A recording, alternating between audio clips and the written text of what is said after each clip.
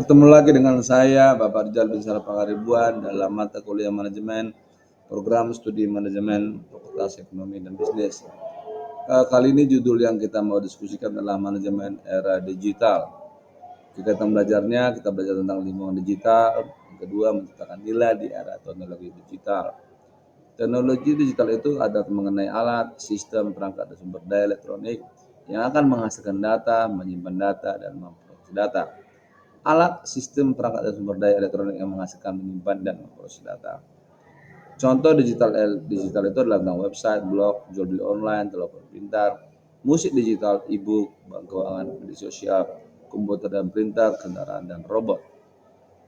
Ada 4 kali revolusi, yaitu pertama kali tahap penemuan awalnya 1750 sampai 1850 tentang penemuan mesin uap tenaga air sampai kemunculan sistem cyber dan revolusi digital tahun 2012 sampai sekarang.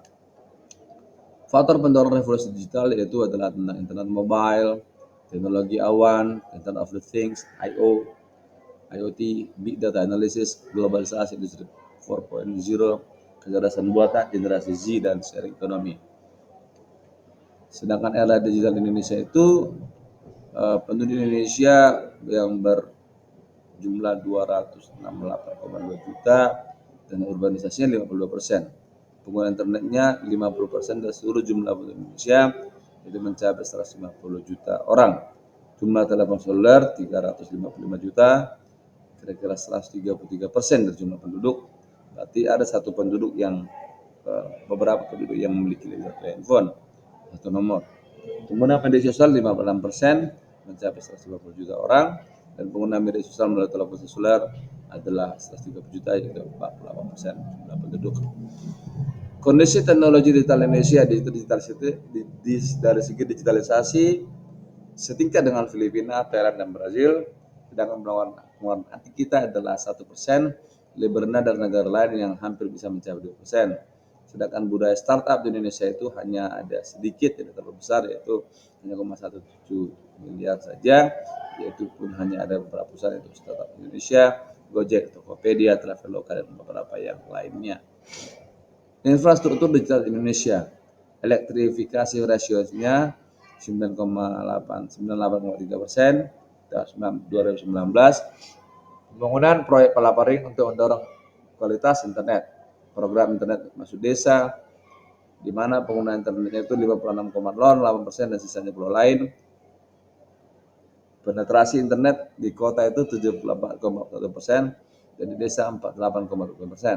Penggunaan media sosial melalui seluler seperti saya katakan tadi adalah 48% dari jumlah penduduk Indonesia. Otoritas dan aturan hukum teknologi digital Indonesia. Kemeninfo adalah bertugas untuk mengatur memanfaatkan teknologi, Badan Ekonomi Kreatif untuk kreativitas dengan IT, Menko Perekonomian untuk sistem perdagangan nasional, Menteri Perdagangan itu juga untuk e-commerce dan perdagangan jangka panjang, Kementerian Perhubungan untuk mengatur transportasi berbasis daring, Bank Indonesia mengatur sistem pembayaran berbasis digital, dan OJK, Otoritas Jasa Keuangan, untuk mengatur penyelenggaraan layanan keuangan berbasis digital.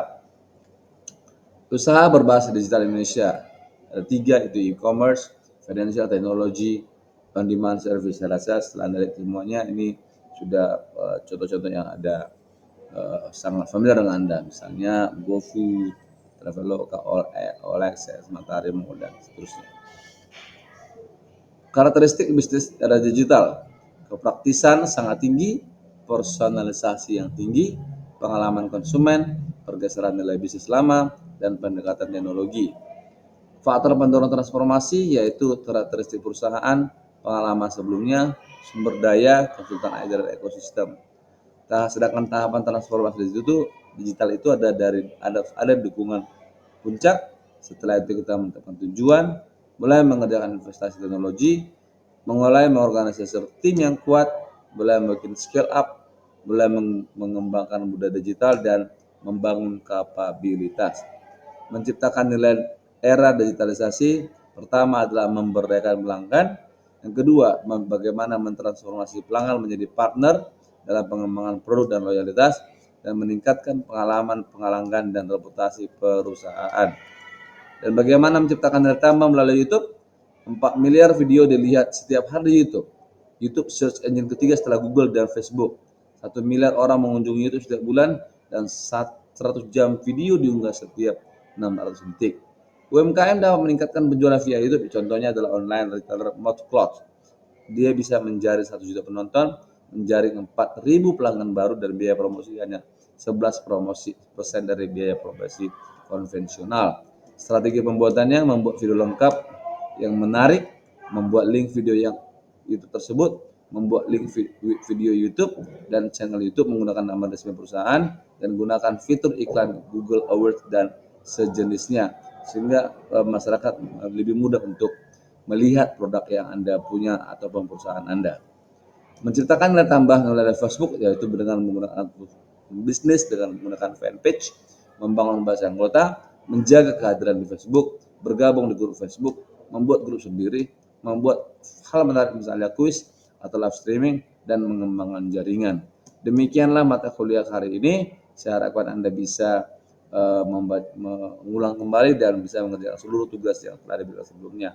Terima kasih, sampai jumpa pada pertemuan berikutnya.